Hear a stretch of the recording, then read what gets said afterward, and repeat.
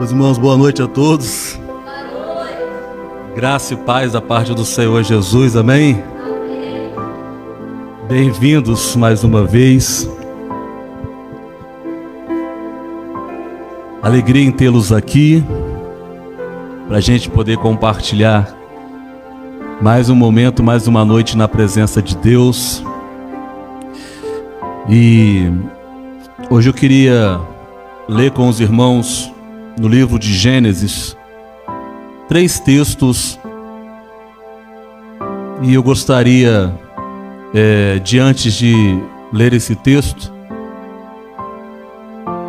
dizer aos irmãos que a nossa intenção aqui hoje é falar sobre hábitos que a gente pode gerar na vida da gente, hábitos esses que certamente vai gerar em nós uma consistência para que a gente consiga não só, ouça isso, não só iniciar o projeto que Deus tem para a nossa vida, mas com consistência dar seguimento àquilo que Deus começou um dia. Nós somos testemunhas vivas de que muitos começaram o projeto de Deus na sua vida e, por não ter consistência, tiveram esses projetos interrompidos e hoje, infelizmente, já não estão mais dentro do projeto de Deus e da missão que Deus tem para a sua vida. Nós estamos num país de aproximadamente 44, 45 milhões de evangélicos. E por incrível que pareça, nós chegamos a mais de 50 milhões de ex-evangélicos. É muita gente que esteve aqui que já não está mais. A impressão que a gente tem é que as portas do fundo estão mais abertas e mais escancaradas do que as portas da frente. E esse número é um tanto assustador para mim. Por isso, nasce no coração da gente essa preocupação de que a igreja de Jesus, onde nós estamos frequentando, seja uma igreja consistente. E não há outra maneira de gerar consistência a não ser adotando hábitos que fortalecem a vida da gente. Não adianta fazer só uma vez. Não adianta fazer 2 ou 3 vezes.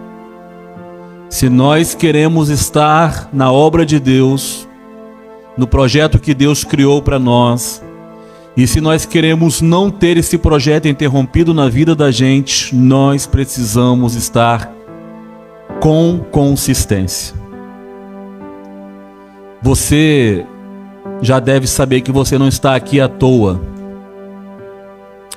Você já deve saber que houve uma certa concorrência entre você e milhares de outras pessoas para o seu nascimento. A ciência já explicou isso para você. Havia muita gente naquele dia querendo nascer. Eu não sei qual é a data do seu aniversário, nem qual foi o dia que você nasceu, a não ser os da minha casa, mas eu tenho certeza que naquele dia tinha muita gente brigando. E às vezes eu fico pensando isso. Se eu tivesse perdido a corrida, será que o ser humano que nasceria no meu lugar não teria sido bem melhor do que eu? Porque às vezes a gente se percebe ou se encontra aquém das nossas possibilidades. Às vezes eu olho para algumas pessoas e percebo, essa pessoa poderia muito mais. poderia estar fazendo muito mais, poderia estar trabalhando muito mais, poderia estar servindo muito mais.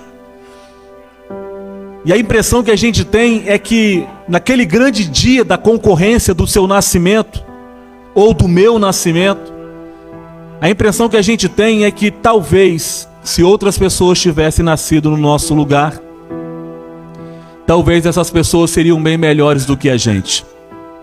Porém, acrescento, Deus tem o controle de todas as coisas. E certamente naquele dia, Deus escolheu você. Deus escolheu cada um de nós. Então, há uma razão pela qual nós viemos à existência. Se Deus, dentre milhares de pessoas, escolheu a mim e a você, é porque certamente esse Deus tem um projeto, uma missão, uma responsabilidade para entregar nas mãos da gente, e a gente precisa não só acreditar nisso, e não só iniciar esse projeto de Deus, como ter consistência para conseguir chegar lá. Certo é que Deus tem um projeto para cada um de nós. E aí eu queria dividir com os irmãos 3 textos da palavra de Deus que falam sobre hábitos que pode gerar consistência na vida da gente. Queria falar com os irmãos sobre o poço, queria falar com os irmãos sobre a tenda e queria falar com os irmãos sobre o altar. Poço, tenda e altar. Você pode dizer isso comigo? Poço, tenda e altar. Por favor, mais uma vez. Poço, tenda e altar. 3 hábitos que geram consistência para a vida da gente, para que a gente não tenha os processos de Deus interrompidos na vida da gente. Primeiro texto, Gênesis capítulo 26, verso 15. Segundo texto, Gênesis capítulo 18, verso 1. Terceiro texto, Gênesis capítulo 13, verso 18. De Gênesis 12 a 25, nós temos a história do patriarca Abraão. Portanto, os textos estão inseridos dentro da vida de Abraão para que a gente possa aprender com o nosso patriarca na fé hábitos que certamente vão gerar consistência na vida da gente. Antes de lermos, preciso informar os irmãos que se você tiver que escolher um dia entre intensidade e consistência, escolha consistência.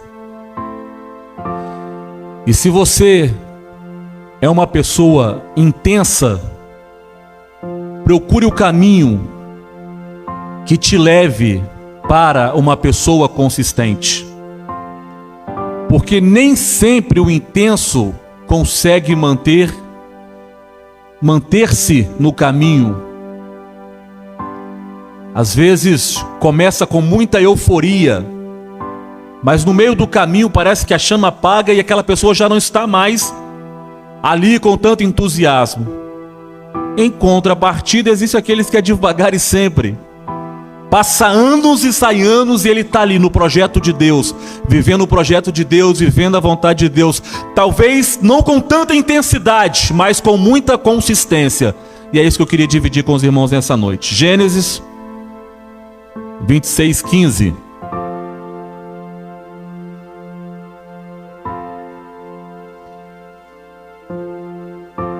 Você encontrou? Diga glória a Deus.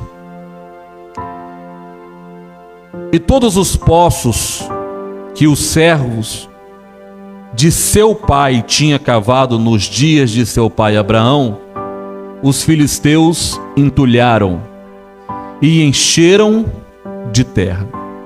Esse é o primeiro texto que está dentro da vida de Isaac. Isaac, que foi filho de Abraão, fazendo uma referência a um momento em que Abraão dá ordem aos seus servos para cavarem e fazerem poços. O segundo texto que nós lemos, que nós iremos ler, melhor dizendo, está em 18:1 de Gênesis, que diz assim: depois apareceu-lhe o Senhor nos carvalhais de Manre, estando ele assentado à porta da tenda, no calor do dia. Essa é uma referência que está na Bíblia, no momento em que Deus vai em direção a Sodoma e Gomorra para destruí-la. Mas antes de executar a missão, Deus passa na casa de Abraão. E qual é a casa de Abraão? Uma tenda. E ele está assentado à porta da tenda. Ele está assentado à porta da sua casa. Terceiro texto que nós iremos ler nessa noite está em Gênesis 13:18, que diz assim: Abraão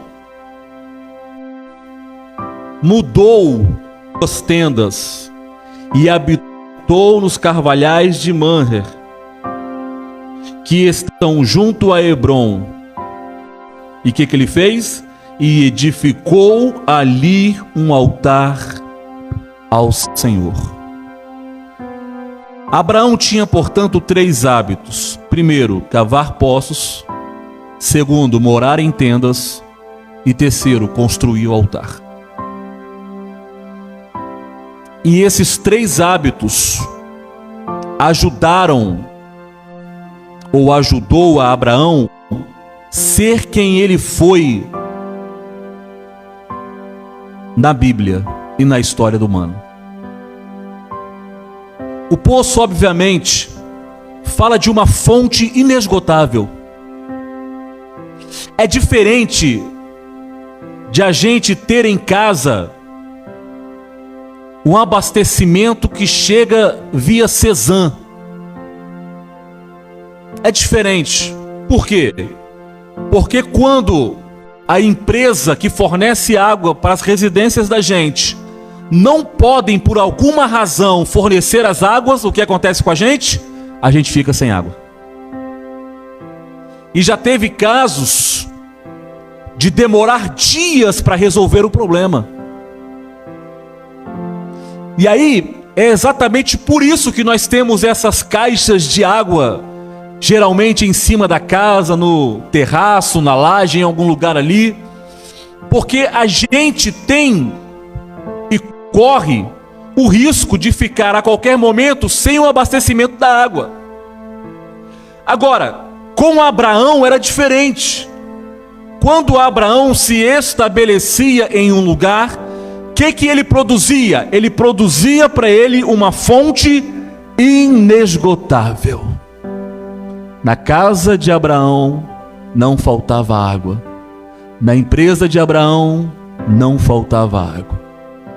E esse era um dos hábitos de Abraão. E olha, Abraão teve vários locais de residência. Porque quando Deus o chamou em Harã, chamou dizendo: Abraão, sai da tua terra, da tua parentela e do meio da tua família e de dentro da tua casa e vai para um lugar que eu ainda te mostrarei. Deus não falou: sai daqui e vai para ali. Ele disse: sai que eu vou te mostrar. No caminho eu te revelo para onde você vai. E Abraão foi de um lado para o outro. E aonde ele ia, ele sabia: eu preciso de uma fonte inesgotável. Em uma festa em Jerusalém, como nós lemos em João capítulo 7, no verso 37, no final da festa, Jesus se põe em pé no meio da multidão e faz a seguinte declaração. Olha como é que diz o texto: e no último dia, o grande dia da festa, Jesus pôs-se em pé e clamou dizendo: se alguém tem sede, venha a mim e beba. Porque o poço vai falar diretamente da presença do Senhor Jesus na vida da gente.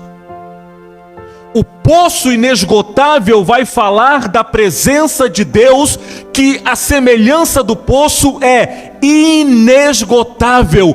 Quanto mais você usufrui da presença de Deus, mais tem presença de Deus para você usufruir. Quanto mais você se alegra na presença de Deus, mais você pode se alegrar na presença de Deus. Quanto mais você celebra na presença de Deus, mais você pode celebrar na presença de Deus, porque a presença de Deus, ela é inesgotável. No encontro com a mulher samaritana em João capítulo 4, a mulher estava ali no poço de Jacó, que já era neto de Abraão, e ela vai ao poço ao meio-dia. Jesus está ali. Jesus percebe que aquela mulher está se aproximando, é meio-dia, ela está sozinha. Ele olha para os discípulos, percebe que o discípulo não vai entender, então diz aos discípulos: vai até a cidade comprar pão.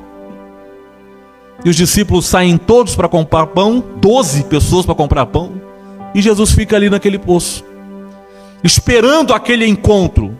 Para quê, pastor? Justamente para estabelecer essa verdade que nós estamos conversando aqui nessa noite.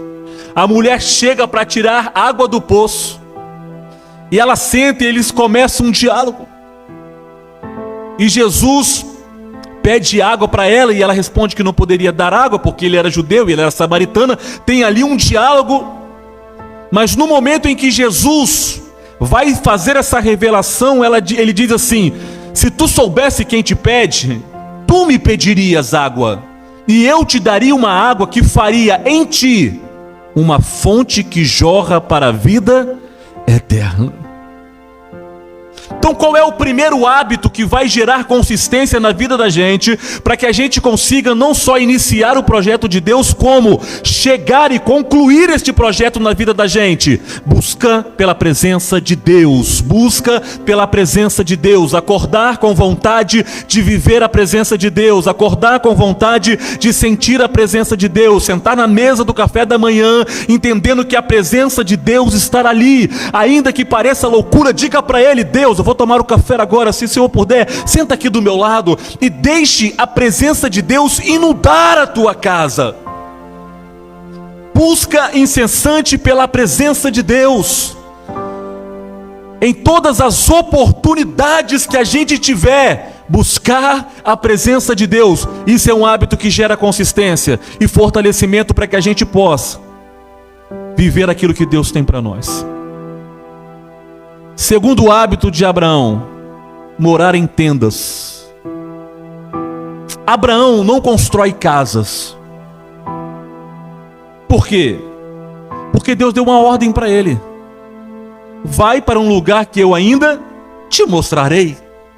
Como Abraão não sabe aonde é o lugar que Deus quer que ele esteja, o que ele faz? Então eu não posso construir casa, eu construo tendas, porque quando Deus disser sai daqui e vai para lá, eu estarei pronto a executar aquilo que Deus está fazendo. Qual é o hábito que Abraão está gerando aqui? Um hábito de consciência de que nós, seres humanos, somos aqui neste lugar transitórios e passageiros. Quando você lê Gênesis no início, principalmente ali no capítulo 5, que é um capítulo que ninguém gosta de ler porque fala da genealogia, você vai perceber que os homens viviam 900 anos. Adão viveu 930 anos. Matusalém 969 anos, quase mil anos o homem viveu. Outros viviam 777 anos, como é o caso do pai de Noé, Lameque. Noé viveu 950 anos, mas após o dilúvio Deus disse: o meu espírito não vai contender para sempre com o homem, e a idade do homem agora será de 120 anos no máximo. E o homem que vivia 800, 900, 950 passou a viver 120 anos. Lá na frente tem uma palavra de Deus dizendo que o homem vive até 80 anos, passou disso é canseira e enfado. Para lembrar para cada um de nós que nós somos estrangeiro. Aí, tem uma palavra de Deus em Pedro, que Pedro escreve na sua carta, que vai dizer assim, Pedro, primeira carta de Pedro, capítulo 2, verso 11. Olha como está escrito: amados, ou seja, a igreja, insisto em que, como estrangeiro e peregrinos neste mundo, vocês abstenham-se dos desejos carnais que guerreiam contra a nossa alma. O que Pedro está dizendo?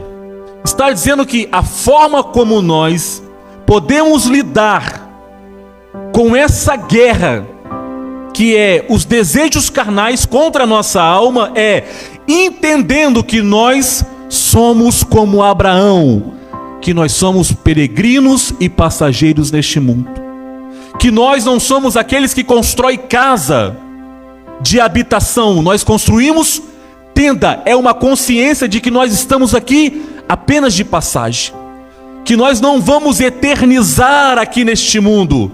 Nós podemos sim eternizar, mas não aqui. A eternidade é algo que está para além daqui. Portanto, Pedro roga à igreja para que a igreja entenda que a mesma é peregrina e passageira neste mundo. Entendendo isso, a gente consegue vencer as paixões da carne que guerreia contra a nossa alma. Então, qual é o segundo hábito? Consciência de que nós somos apenas passageiros e que nós podemos emitir ações que tratam exatamente dessa verdade, que mostra exatamente essa verdade. Eu sou transitório e passageiro. Eu não me apego com as coisas deste mundo, porque eu sou transitório e passageiro. A palavra de Deus diz: não ajuntais tesouro na terra, porque na terra a ferrugem corrói e os ladrões minam e roubam. Portanto, ajuntais tesouro no céu. Por que Jesus está dizendo isso? Porque nós somos transitórios e passageiros, e a nossa riqueza não está nessa terra, a nossa riqueza está na eternidade. Hábitos que mostram que nós somos transitórios e passageiros, que nós não estamos aqui para sempre. Lembra do povo de Israel que estava preso no Egito? E Deus livrou aquele povo com mão forte, colocou eles no deserto, porque pós-deserto haveria terra prometida. Eles disse: sai daí e vai para Canaã. Só que entre Egito e Canaã tem um deserto, e eles vão passar por este deserto, e neste deserto ninguém constrói casa. Por quê?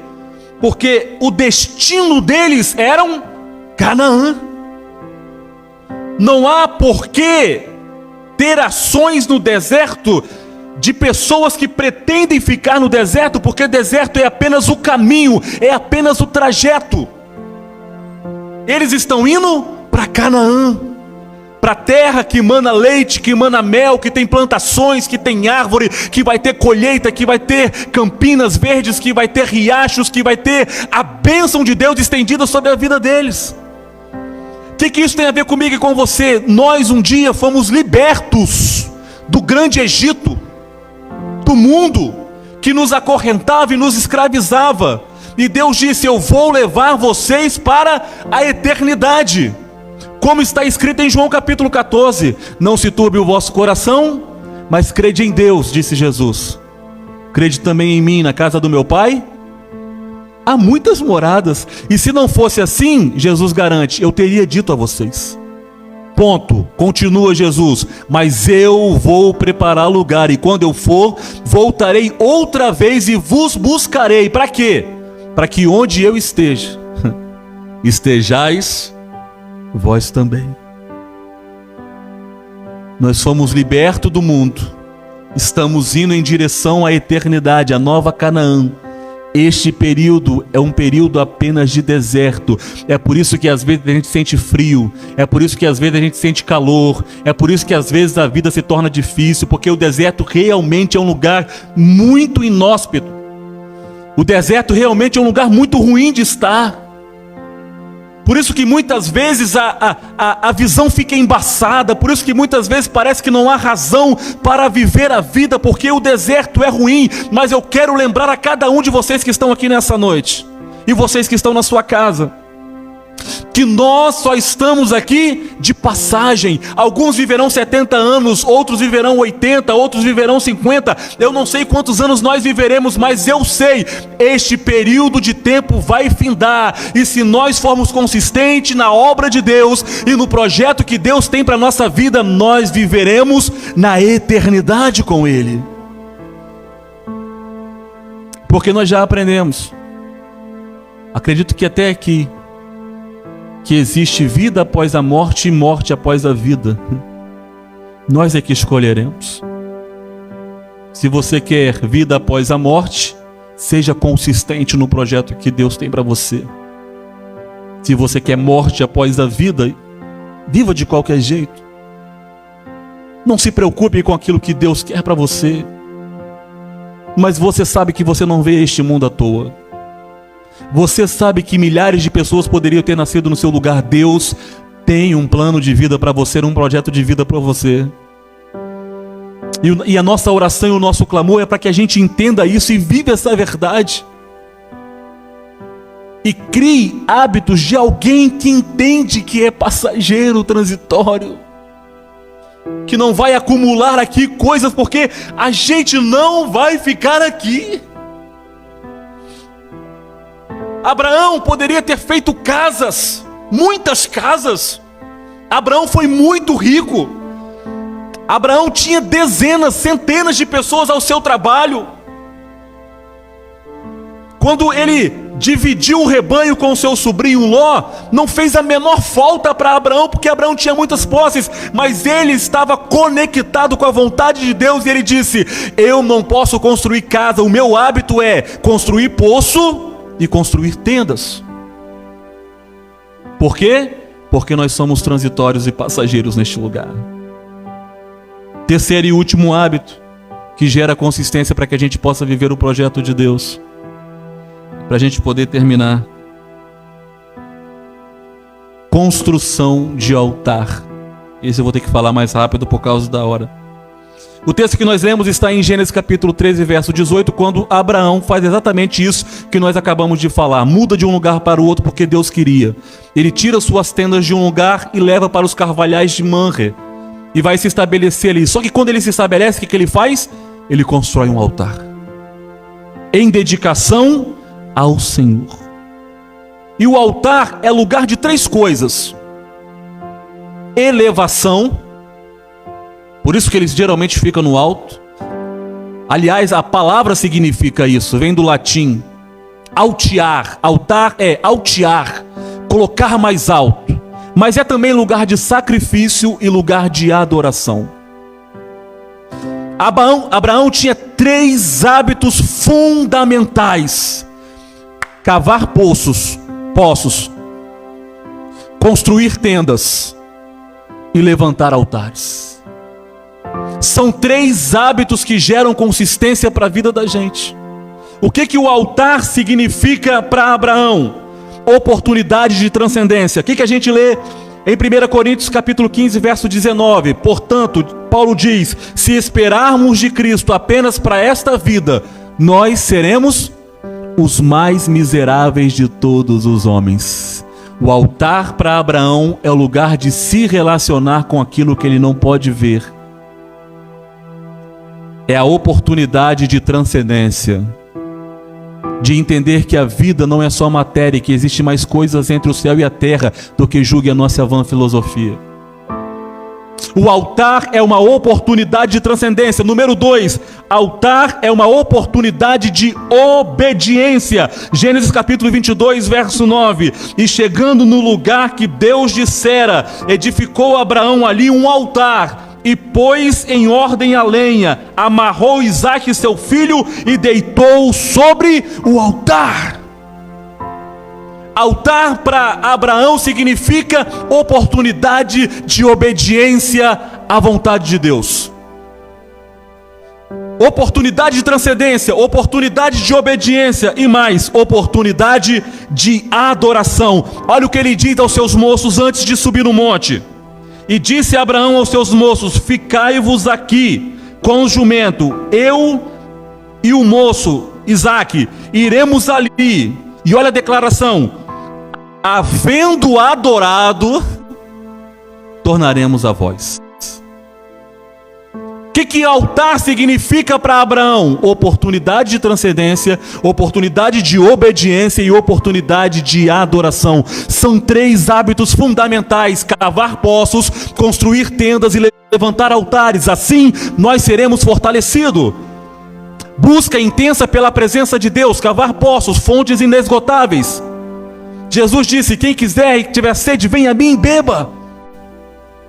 Ele é a fonte inesgotável. Busca intensa pela presença de Deus, construir tendas, consciência de que nós não estamos aqui para sempre, somos transitórios e passageiros, portanto, vamos colocar tesouros nos céus, construir tesouros no céu, porque lá é a nossa morada. E o último, levantar o altar, se relacionando com Deus, aproveitando a oportunidade de transcender, obedecer e adorar ao Criador.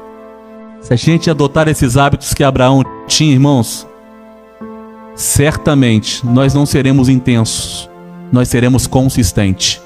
Termino citando Coríntios capítulo 15, se eu não me engano, verso 58. Portanto, irmãos, sejais firmes e constantes, sempre abundante na obra do Senhor, porque o vosso trabalho não será vão no Senhor. Consistência é a palavra de Deus.